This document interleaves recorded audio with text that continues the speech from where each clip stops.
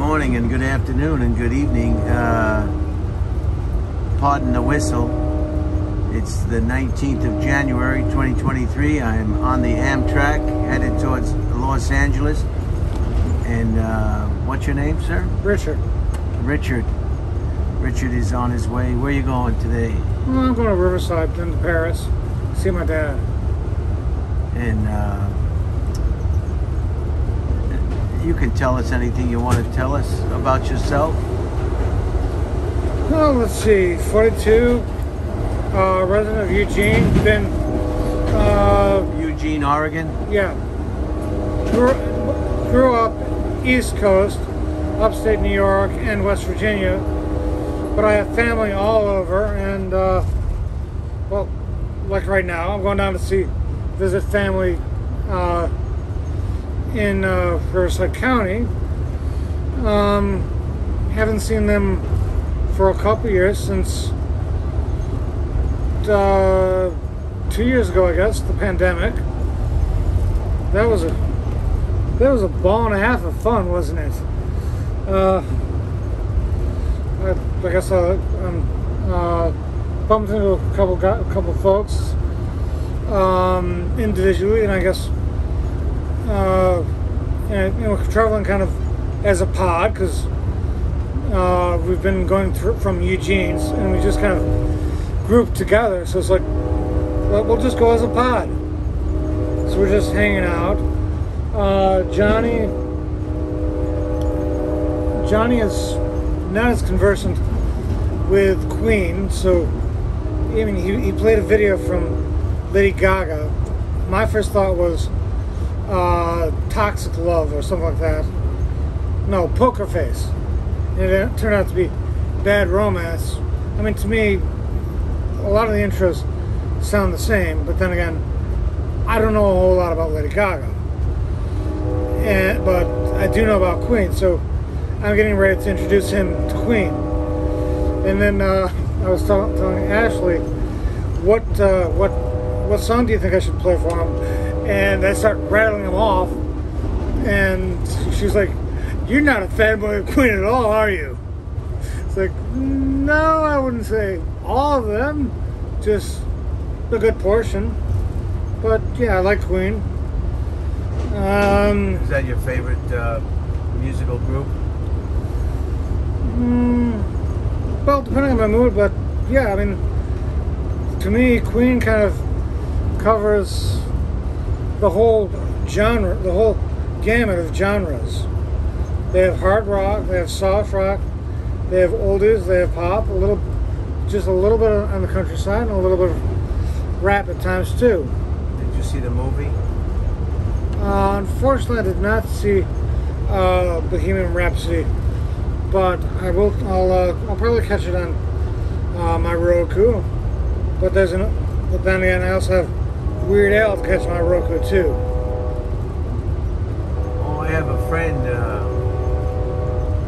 Ray Dawson, who's a big fan of Weird Al. Whenever he comes to the Los Angeles area, he goes. Him and his family go to see Weird Al. He puts on quite a show. I bet. I mean, the closest I can come to that is one time at it was like 5-6 years ago. I went to maybe it might have been longer. I went to go see him at he was doing a food drive at Eugene Fairgrounds, and all it cost to get in was one article of canned food.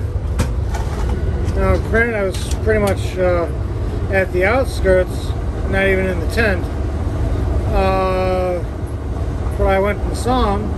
Good performance. Everyone loved it. Man's a genius. From what I gather, he went to MIT and graduated, but his love is music.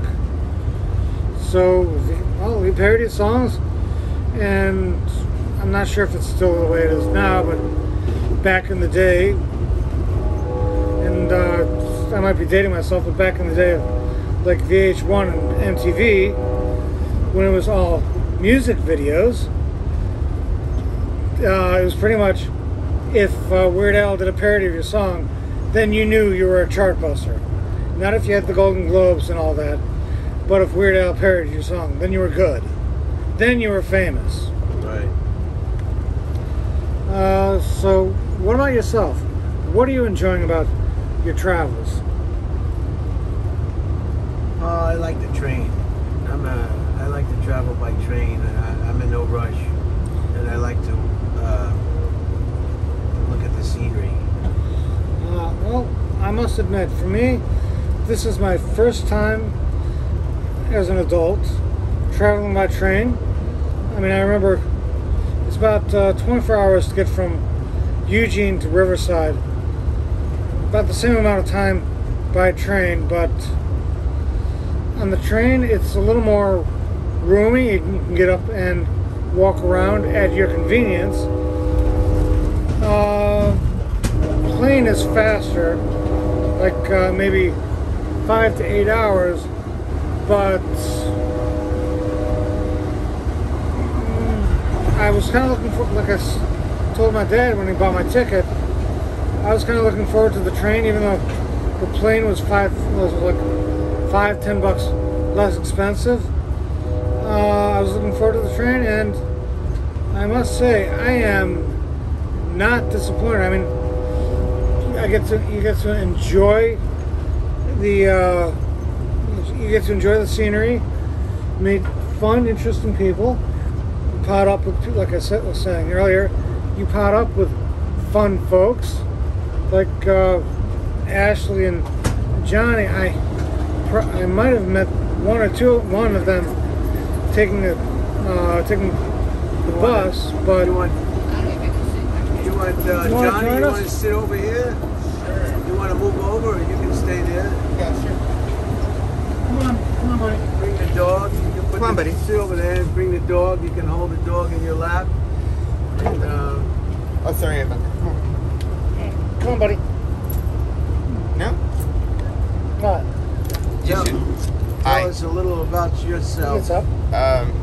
I'm Brian Holtzman. Nice to meet you. I'm Jonathan Trinidad. Nice to meet you. And where are you off to? I'm off to Hanford, California. I'm 27 years old. I was born in Clovis.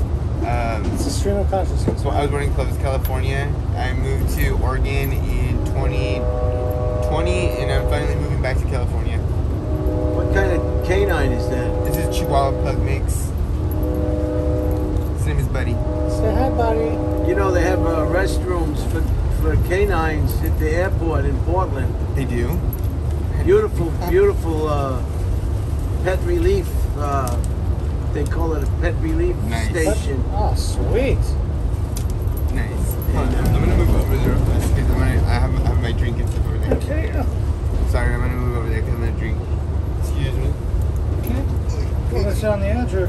No, I'm gonna steal your seat. I'll talk from over here. I'll talk from over here. I don't want to be on camera. Oh, for real? That's not.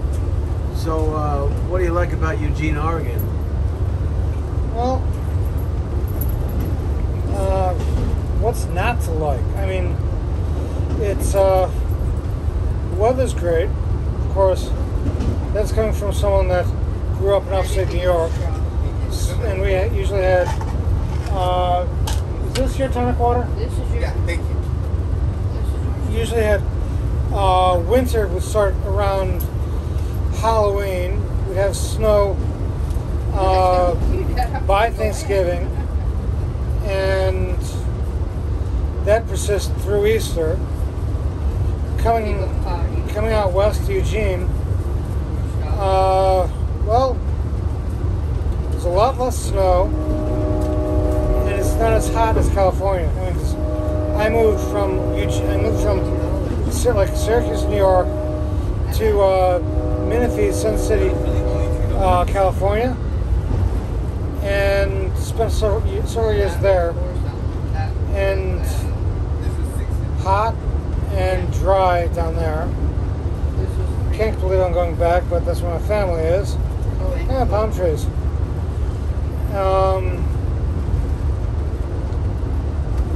then I moved to Oregon. Then I moved to Oregon in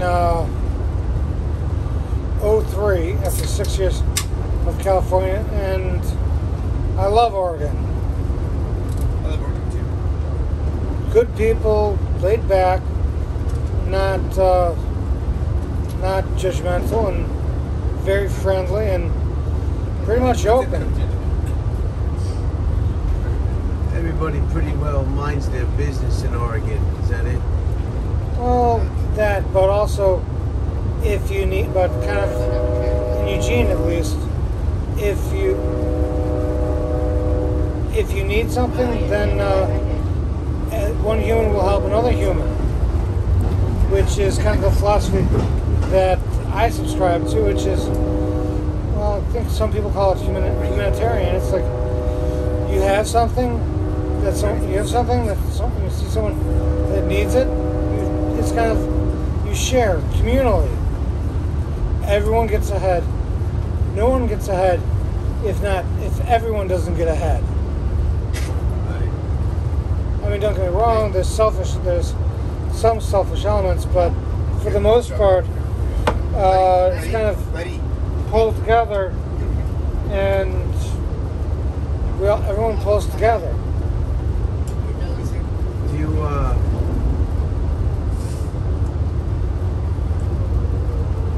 what do you do with yourself up there in Eugene? Are you still working? Or? Well,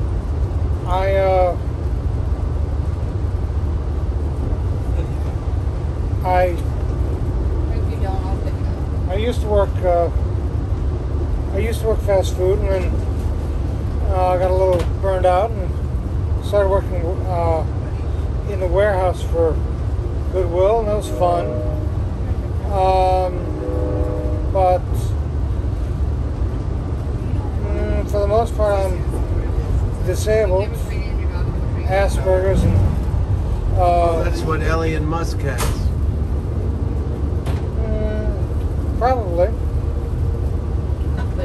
I worked for Burger King, and my sister was the restaurant manager. And she upheld my firing. Another manager fired me. She was in charge of that restaurant, and she upheld the firing because she didn't want that manager to lose his autonomy. Can you believe it?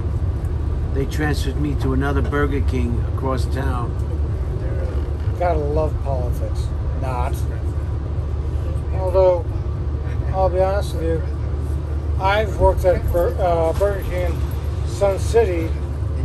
I was there for a couple years, and I was under several different managers, and well,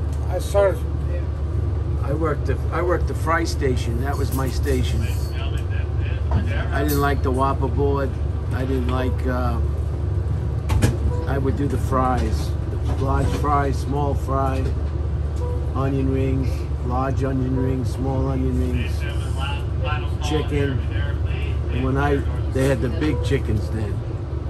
Fish, the big fish, the big square fish. I remember those. And what else? Chicken, fish, fries, onion rings. That was my station. Yeah, you had like the crispy chicken sandwich that was like about what 7 inches long. Yeah. And like that was the best. It was like a 3x7 sandwich. It was great. It was like a little hero. Yeah, it came on a hoagie. That was awesome. They did away with it. Idiots. That was a delicious sandwich.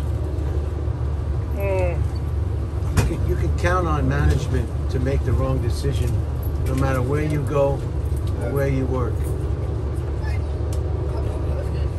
Yeah, well, like I was saying, I worked there under numerous different managers, and it was the most positive experience.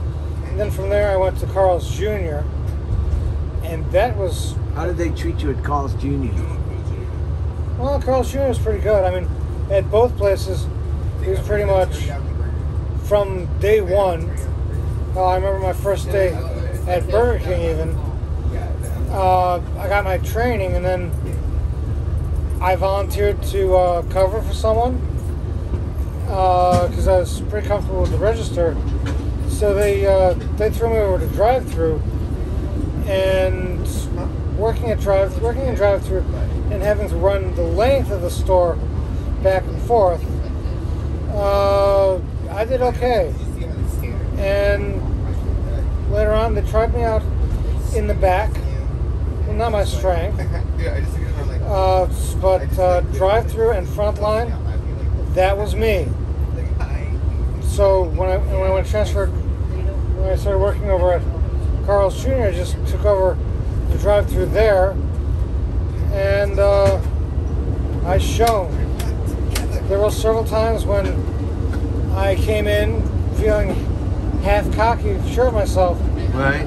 And I said to my shift leader after lunch, "So how'd you do on the ABCs? You know, taking the order, collecting the money, and getting the order out to them in 2 minutes and 30 seconds or less." But this time I was cocky and sure of myself. I came in, said to the shift leader after lunch, "So how'd you do?" "No, don't tell me. We'll do better." And, well, she actually got a little upset because she worked the day and she got like a 95% ABC. Again, cars out in 2 minutes and 30 seconds or less. And Did they let you eat free on your break? Did they give you a free meal? no, it was 10% off, but Oh my God, Burger King, they gave you a free sandwich. when you were doing 6.5 hours or more, then they'd give you a free lunch. But any other time, it was like 10% off. And to be honest, I didn't really mind that much because I was working at either job. I was working like, I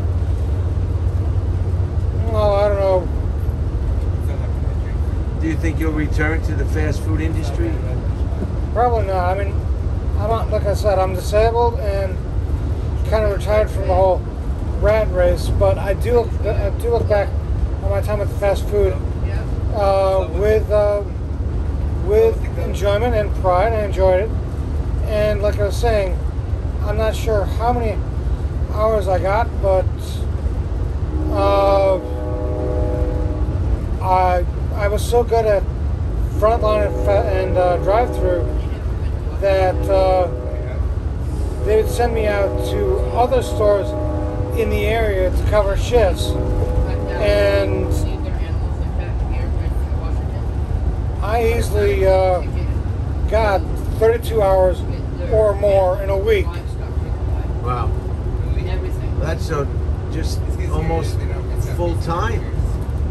Yeah, I half joked that they should just put me on salary because of all the times that they had me covering for people at the store and at other stores. I don't think I loved it. I don't think people realize how rewarding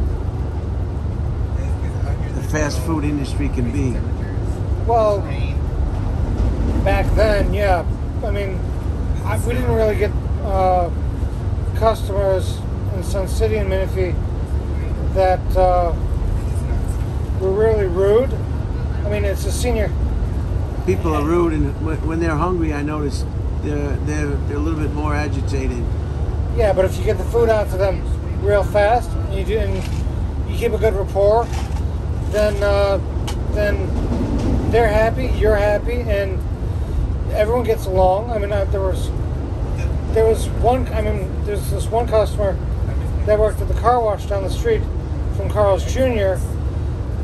He was deaf, and we always had trouble understanding him, but he'd always come in and order the same thing, a spicy chicken, and I was able to figure out what he wanted through pantomime. So and we kind of worked out a system of getting to know what you wanted. Like ESP. Somewhat similar. You were on the same wavelength, perhaps. That, yeah, that, or we'd have Hispanic community come by that didn't really speak a whole lot of English, and I know a little bit of English, or a little bit of Spanish from high school. I know a little bit of English. Yeah, man. Yeah, but anyways, I knew a little bit of Spanish from high school, so we kind of worked out a pidgin patois of speech, and we were able to reach an understanding of what they wanted. That I was able to take orders. Sign language, perhaps. Sign language for the deaf, the pantomime, or the pidgin is sign language. Like that game where they try to act out what they want the other player to say. Gestures. Yeah. What is that Charades? called? Is it charades? Yeah. Yeah, that works. And that, and a little bit of Spanish mixed in with English, and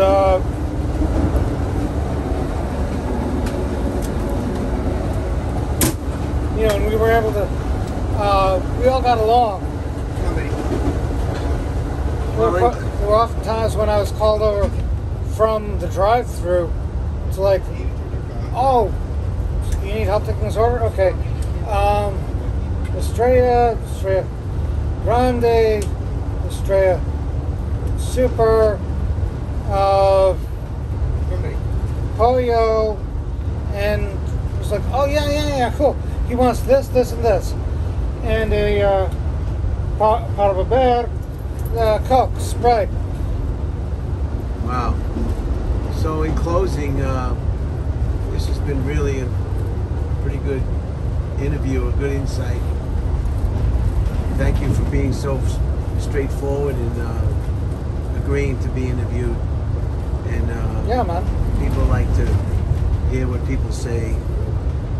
Talks of traveling, right? Yeah, we're all in the same boat, as they say, or in this case, the same train. Yeah. Well, if traveling by train, yeah. But do you want to say anything in closing about anything at all? State of affairs? I wish whatever. Bernie won. Who? Sanders. Bernie Sanders.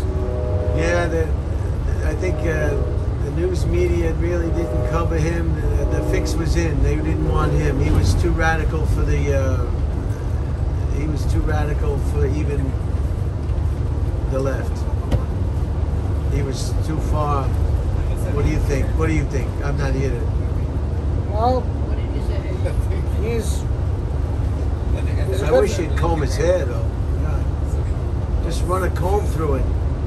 Well, I think he finger combs it, Right.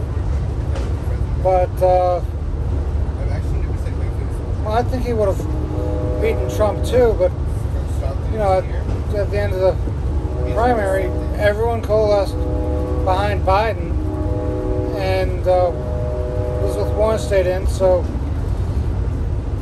Biden won. And well, to be honest, Biden's done some good stuff. He hasn't quite gone as far as you might like, but he's done. He has, to his credit, he has done some good stuff. Well, I can't talk to it because I didn't vote because my ex-wife works at the school where they do the voting, and I have to stay, 1,700 yards or feet. I can't keep up with it from the You have to school, abstain. so I have to abstain because I've been arrested once before for not following the protocol, and I didn't do anything. Should I get off here? She's just one of those women that they jump to conclusions. All right, well, They jump to conclusions. I probably should have never married her. That's probably what I shouldn't have gotten involved with her. But Well, one of the things I like about Oregon is it's a mail-in state. Pretty much, they send you, if you can vote, they'll send you the ballot a couple weeks ahead of time, and you can vote like as you want, Hello? and then mail it in. Okay, so I wish I would have known that. That's probably what I should have done or would have done. Yeah, you don't have to worry about finding a polling place or anything like that. And what was your name again? I'm sorry. Richard. Richard. Richard McQuaid. I don't want to take any more of your time. Thank you for agreeing to be interviewed. Oh, no worries. And I'll give you a picture of my YouTube channel where you'll be able to find it. I have 6 or 7 already in the can on my travels, so it'll take a while before this one premieres. Oh, no worries. If you want, I'll give you my email address, and you can email me when it goes up. I could do that. All right, thank you, sir. I really Thank you. appreciate it. No problem. You got a pen? Yes. Well, If I had to do it over again, I probably would have stayed working for Burger King instead of joining the Air Force. But my record was ruined because of the termination that my sister Terry didn't. She upheld it. She should have said, "That's my brother. Why are you firing my brother?" You know. The whole blood is thicker than water thing. Yeah. So it's always been a very sore. It left a real bad taste in my mouth. Where is the pen? Where is the freaking pen?